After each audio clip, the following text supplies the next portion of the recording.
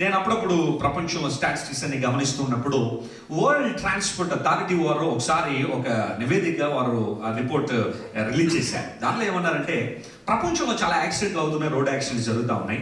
అందులో 10% ఇండియాలో అవుతున్నాయి, అందులో 10% ఆంధ్రప్రదేశ్లో జరుగుతూ ఉన్నాయి.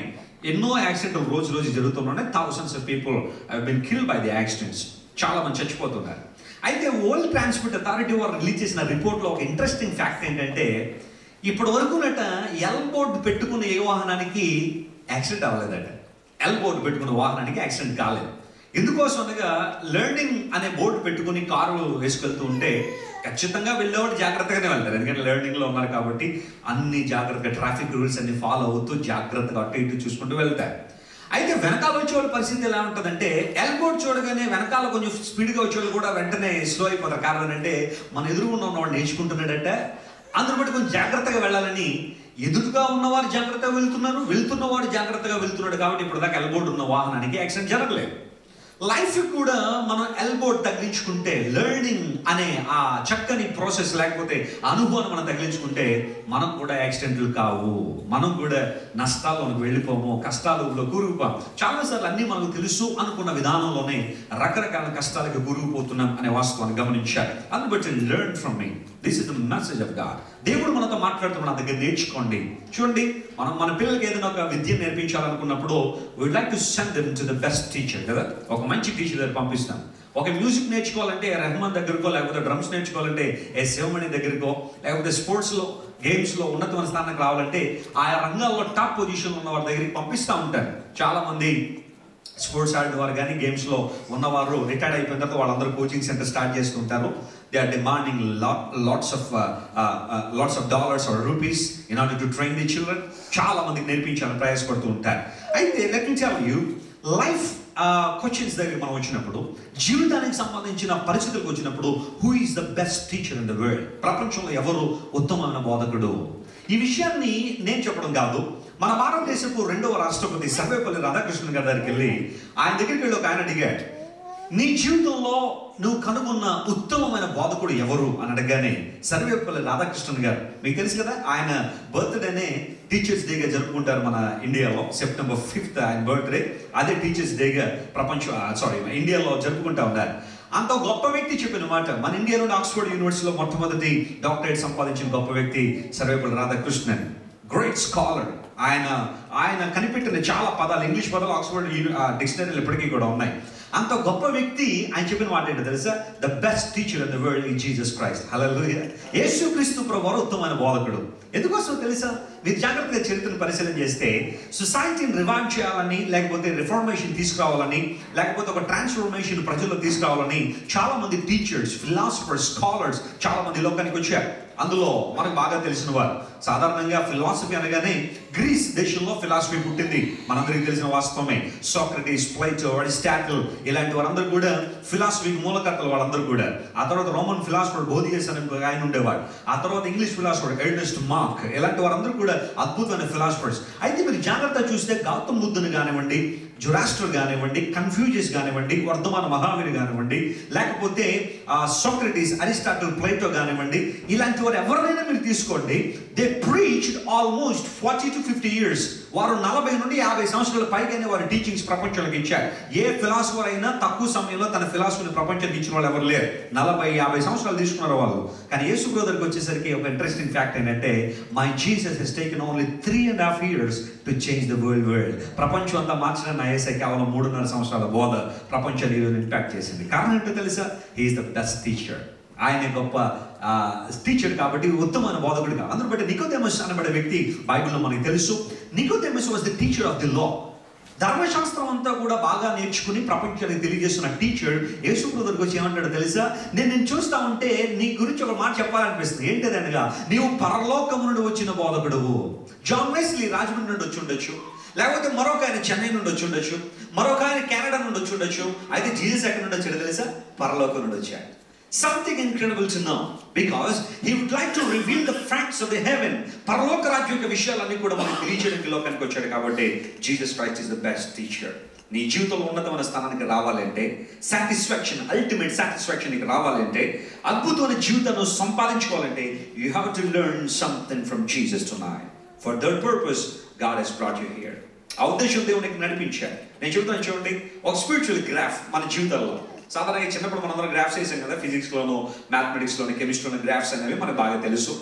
ఆ గ్రాఫ్స్ మన స్పిరిచువల్ గ్రాఫ్ ఎలా ఉంది. కొంతమంది వారి యొక్క ఆధ్యాత్మిక జీవితాన్ని స్టార్ట్ చేస్తారు, somewhere down the line they started their spiritual journey. అయితే కొంతమంది స్టార్టింగ్ పాయింట్ బాగానే ఉంటుంది, రోజులు గడిచే కొలది ఆ గ్రాఫ్ డిక్లైన్ అయిపోతుంటుంది, పడిపోతూ ఉంటుంది. మన ఇండియన్ బ్యాటింగ్ స్టైల్ లాగా ఉంటుంది ఆ గ్రాఫ్ అంతా కూడా కదా. క్రికెట్లో ఇండియన్ బ్యాటింగ్ స్టైల్ బాగా ఆరంభం బాగానే ఉంటుంది, ఆ తర్వాత నుండి అలా పడిపోతూ ఉంటుంది. అయితే కొంతమంది గ్రాఫ్ ఎలా ఉంటుందంటే ఒక స్ట్రైట్ లైన్లో ఉంటారు వాళ్ళు. వారు ఏ విధంగా జర్నీ స్టార్ట్ చేశారో 10 సంవత్సరాలైనా అలాగే ఉంటారు వాళ్ళు. నో చేంజ్ ఇన్ దెమ్, ఒక్క మార్పు కూడా వారిలో ఉండదు. అలా లైఫ్ స్టైల్ మెల్లగా వెళ్ళిపోతూ ఉంటుంది, పర్లేదు ఇలా ఉంటే చాలే అనుకునే పరిస్థితి వాళ్ళు, ఒక స్ట్రైట్ లైన్. కానీ కొంతమంది జీవితాలు చూస్తూ ఉంటే వారు ఉన్నతమైన స్థానానికి వెళ్తూ ఉంటారు, ఎత్తైన స్థలాలకు వెళుతూ ఉంటారు. మన గ్రాఫ్లో అలాంటి చేంజ్ కావాలని దేవుడు కోరుతున్నాడు. స్ట్రైట్ లైన్లో ఉన్నామేమో, ఇప్పుడు నీ గ్రాఫ్ నీ స్పిరిచువల్ ప్రాస్పెరిటీలో పైకి తీసుకురావాలి అనగా అనుదినము నేర్చుకుంటూనే ఉండాలి అని దేవుడు కోరుతున్నాడు. జార్జ్ మ్యూల్లర్ ఒక అద్భుతమైన సేవకుడు, ప్రపంచంలో దాదాపు 100 సార్లకు పైగా బైబిల్ చాలా క్షుణ్ణంగా చదివిన వ్యక్తి. ఆయన అంటాడు, still I'm learning from the Bible, ఇంకా నేను నేర్చుకుంటూనే ఉన్నాను అన్నాడు. ఈ రోజుల్లో 23వ కీర్తన చూడకుండా చెప్పడం వచ్చేస్తే మనంత స్పీకర్ ఎవరైనా ఉన్నారా భూమి మీద అనుకుంటారు చాలా మంది కదా. మనంత రేంజ్లో ఎవరైనా ఉన్నారా అనుకుంటారు చాలా మంది. ఎందుకోసం 23వ కీర్తన వస్తే చాలు. అయితే జార్జ్ మ్యూల్లర్ చెప్పిన మాట ఏంటంటే, still I'm learning from the Bible. Is a great teacher. He trained more than 10,000 orphans as a God servant. అలాంటి ఆయన చెప్తున్న మాట ఒప్పుకున్నాడు, still I'm learning from the Bible. These are all the good examples కదా మనందరం నేర్చుకోవడానికి. అయితే what should we learn from the Bible? What should we learn from God? దేవుడిని మనం ఏం నేర్చుకోవాలి? చూడండి, నీ జీవితంలో అద్భుతమైన స్థానానికి రావాలంటే, స్పిరిచువల్ ప్రాస్పెరిటీలోకి మనందరం కూడా రావాలి అంటే 5 విషయాలు మనం నేర్చుకోవాలి. త్వరగా నా అంశాన్ని 5 విషయాలు చెప్పి ఈ రాత్రి ముగిస్తాను, జాగ్రత్తగా గమనించండి. 5 విషయాలు ఎవరైతే నేర్చుకుంటారో వారు అద్భుతమైన ఉన్నతమైన స్థానానికి వస్తారు. మనం ఎవరైనా కావచ్చు, ఎంత సీనియర్లు అయినా కావచ్చు, ఎంత అద్భుతమైన పరిస్థితుల్లో మనం ఉండొచ్చు.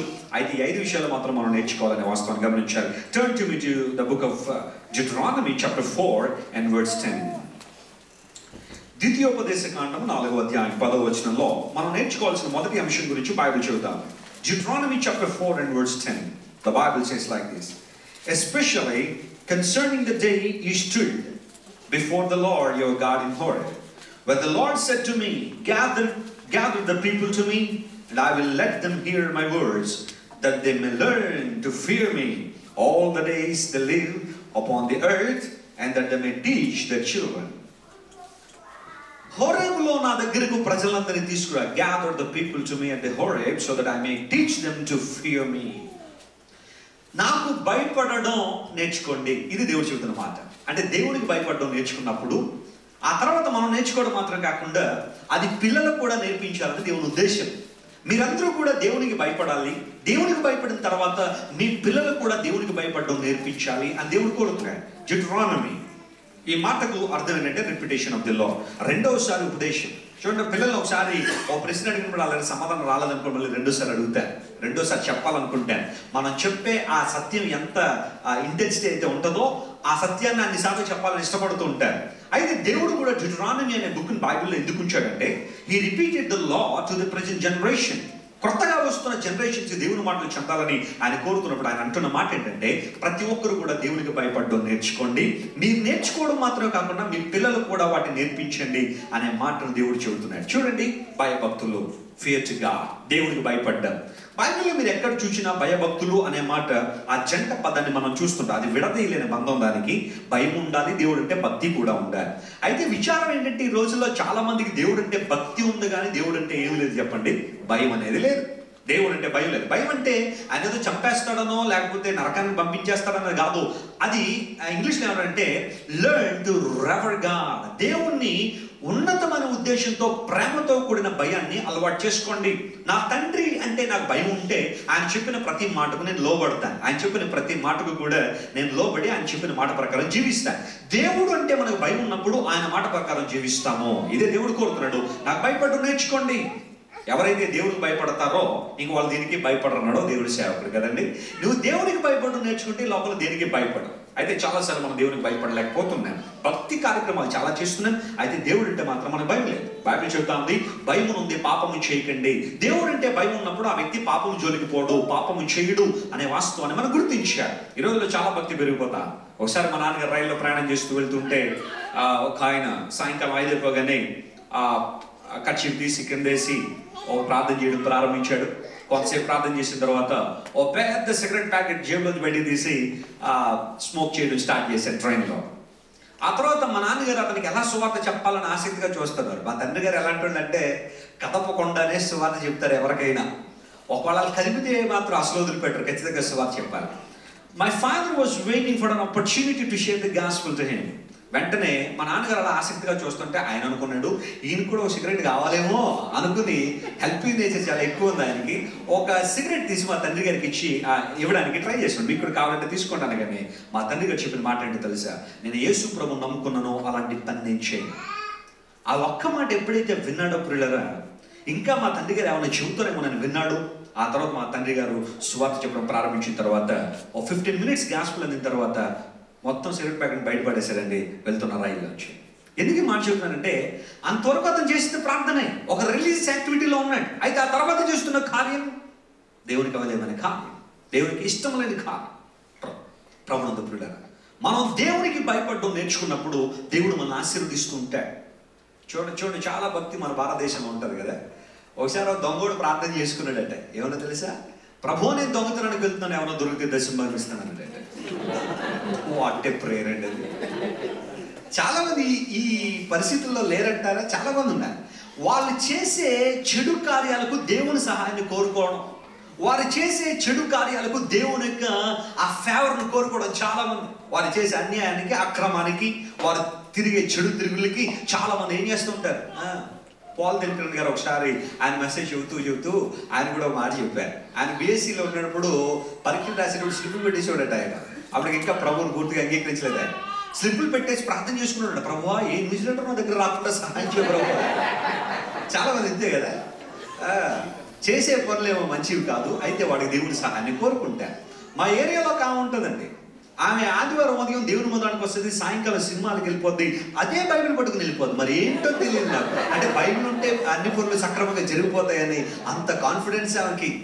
ఆ లైన్లో నిలబడి టికెట్ల లైన్లో నిలబడి ప్రార్థన చేస్తాడు ముసుగేసుకుని వదిలి. చాలా మంది చూడండి ఇట్లనే.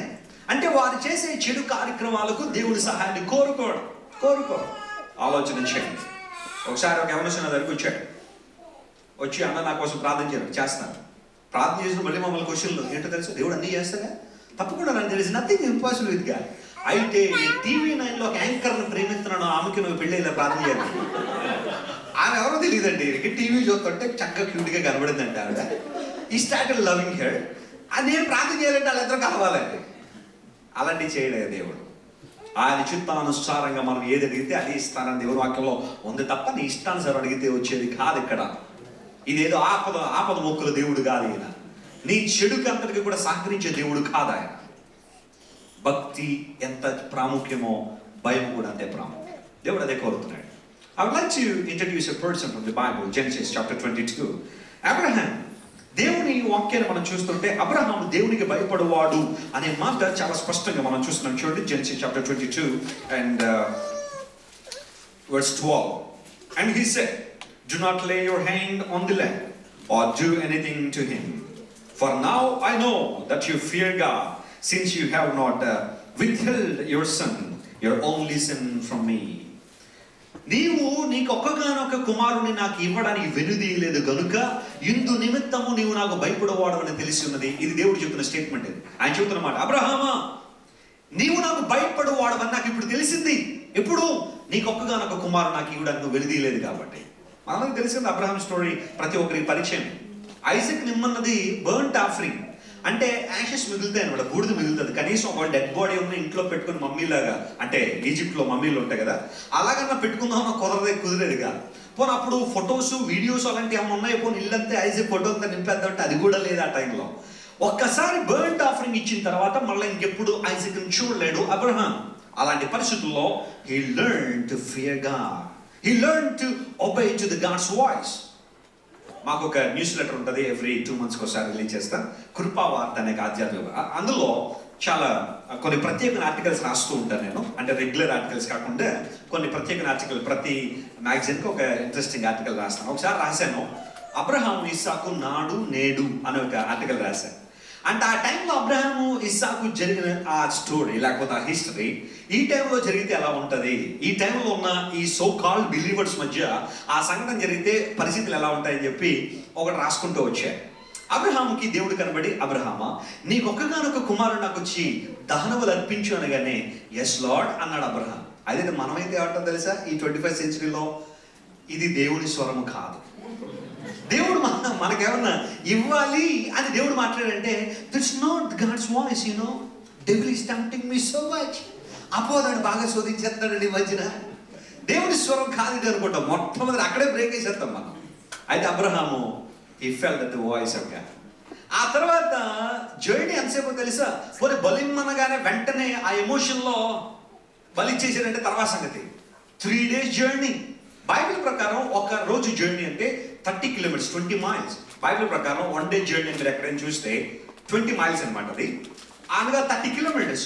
3 days జర్నీ అంటే 90 kilometers ప్రయాణం. బెంజ్ కారు లేవు, BMW లేవు, ఆ టైంలో నడిచి వెళ్ళాలి. అలాంటి పరిస్థితులు 90 kilometers 3 రోజులు నడిచి వెళ్తున్న టైంలో ఒక్కసారైనా వెనక్కి వెళ్ళిపోవాలని